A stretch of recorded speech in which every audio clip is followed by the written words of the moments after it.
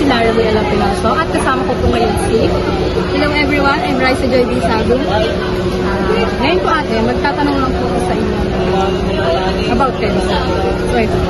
Dahil sa pagsisikap ni Rizal na pag-isahin ang bansa, paano makakatulong isang BSBA student sa pagpapalago ng ekonomiya ng Pilipinas gamit ang pananaliksik, praktikal na gawain, pamumuno at advokasya habang pinapahalagaan ang katapatan, integridad at pagmamahal? So, paano makakatulong sa ekonomiya?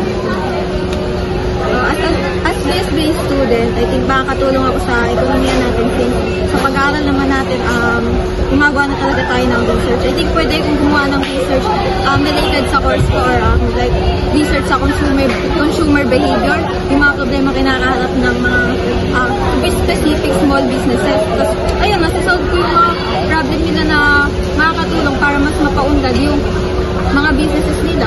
Tapos, with yung mga small businesses na yung makakatulong din sa ekonomiya natin kapag nag-grow in natin. Pwede na yan. Magandang umaga. Ako si Joan Dalacat at kasama ko ngayon si ate. Kathleen A. Francis from BSBA Meron po akong katanungan sa inyo ay, anong aral ang makukuha ng BSBA student sa mga karanasan ni Rizal sa dapitan habang siya ay may iba't ibang negosyo? Pinakita ni Rizal na ang negosyo ay higit pa sa kita. Sa pamamagitan ng sipag, talino at malasakit, natutunan natin na ang tunay na negosyante dapat ay may disiplina. Good morning, ako si Janel Katautan from BSBA 2G BPO. At interviewin ko po siya. Garcela Manubay from BSBA. At ito po yung tanong ko. Anong mga natutunan mo sa karanasan ni Rizal bilang negosyante at tagapamahala sa iba't ibang sitwasyon sa pakikisalamuha sa iba't ibang tao sa dapitan? As a student, nakita ko kay Rizal na dapat marunong kang makisama sa mga iba't ibang tao.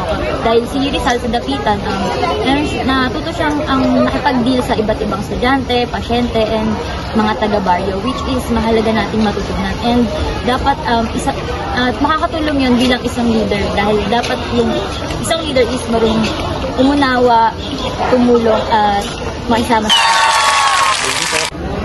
Good day, ako si Rhea Nicole Manawis from 2G BPO at kasama ko si Ate.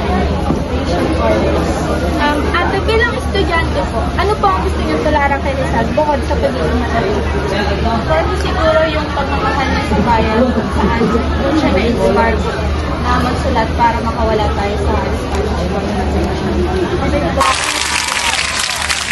Ako po si Cyrus James de la Cruz at kasama ko po si Yun may Embaldos.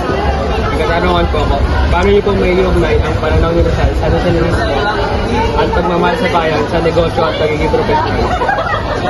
Para sa akin po, Rizal is necessarily not for happy guiding as far as not just emotions.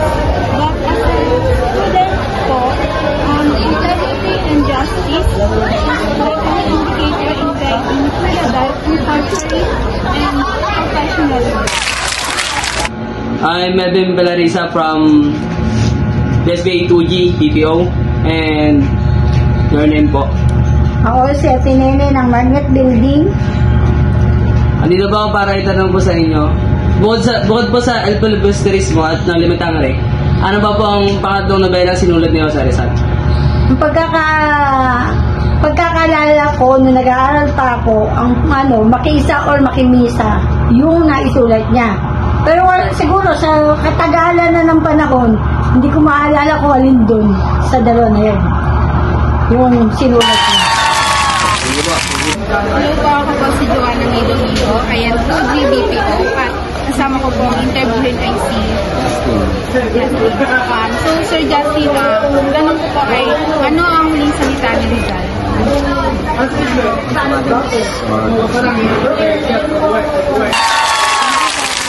Magandang umaga po. Ako po si Queenie Panaga from 2G BPO at kasama ko po si Kuya. Ang katanungan ko po para kay Kuya ay kailan at saan binarik si Rizal? Sa Luneta. Hello po, I'm Joanna Lucas po from GSBA LGBTO. And kayo po,